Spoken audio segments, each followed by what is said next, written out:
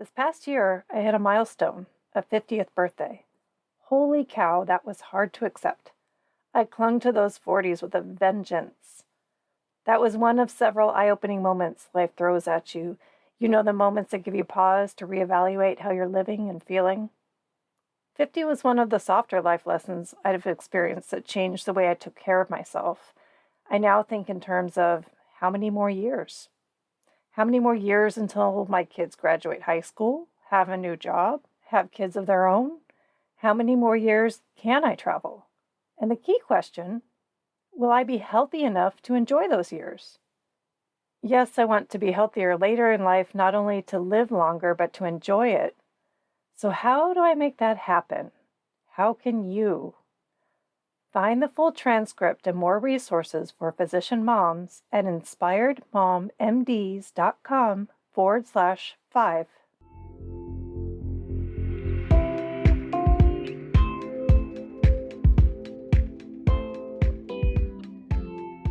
You're listening to Inspired Mom MDs with host Cindy Van Prague, helping physician moms take back control and prioritize what matters most so they thrive in private practice and at home.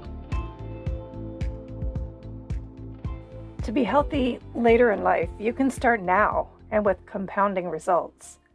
Think of the example of putting away money in a retirement fund. You hand over money at regular intervals, and then you just hope. You ride the wave of market swings and trust your investment will one day pay off. Now think about investing in your health. You are laying the groundwork for a healthier future. And you do ride the waves and swings of life physically and mentally, but you also get to enjoy the benefits of feeling healthier now.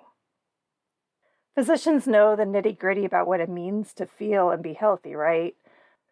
The list of medical conditions that a poor lifestyle alone can induce is mind-boggling, from obesity, hypertension, diabetes, to cardiovascular disease and increased risk of cancer.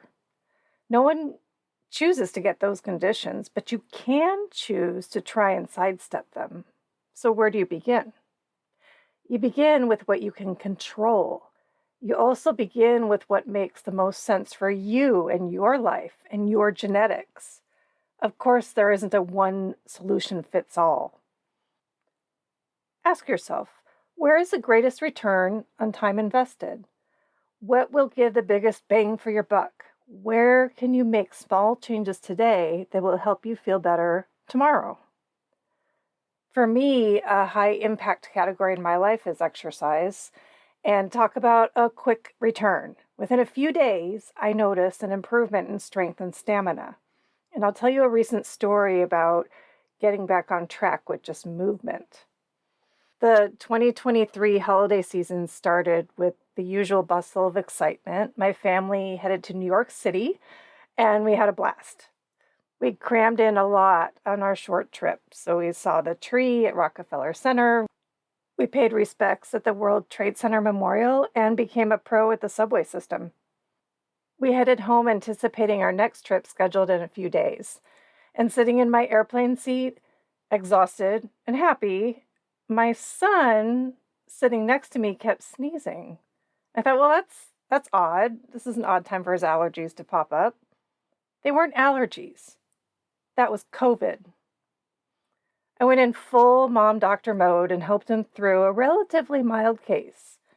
And we could still make our second trip to see our family. Yay, right? Well, no, my husband developed a full-on fever, and then I was feeling slightly off, but no positive COVID tests. Even so, we needed to officially cancel our plans. With all of this, my exercise routine went to sleep. No biggie, I'll get back to it after Christmas. Ha! On December 26th, I got a high fever and vicious shaking chills.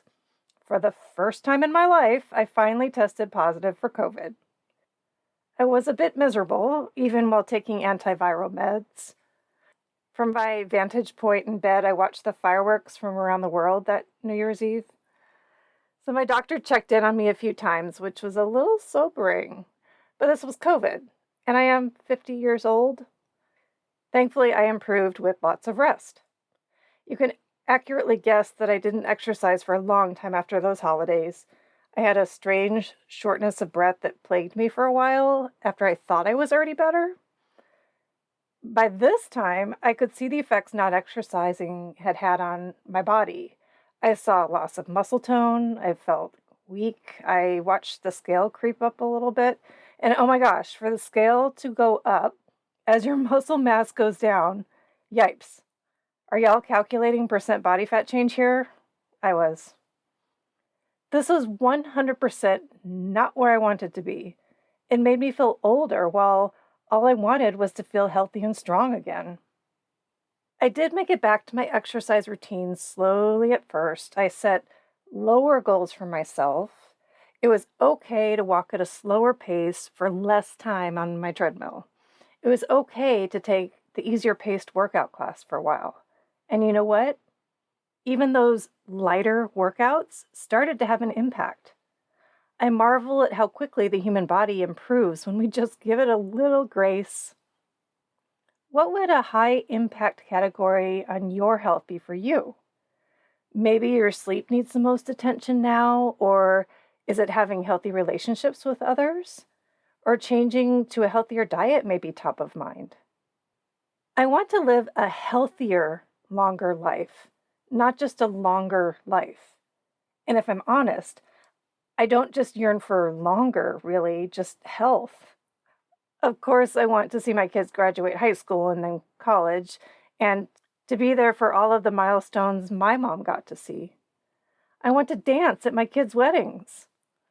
I want to continue exploring the world and have the stamina to handle the rigorous travel just to get there. I am so grateful today to be able to do so, but I want more days like this. When it's my time to go, I want to know that I went out as healthy as I could based on my choices. I want to minimize regrets. A no regrets deathbed for me. Sorry to be a bit morbid, but life is a bit frail, no? Why drag it down? Prioritize your health now, not only to feel better now, but for the sake of your future self and your family. You won't regret it, I'm sure. Invest in yourself. The time is now. I'm rooting for you. It's time to take control and thrive.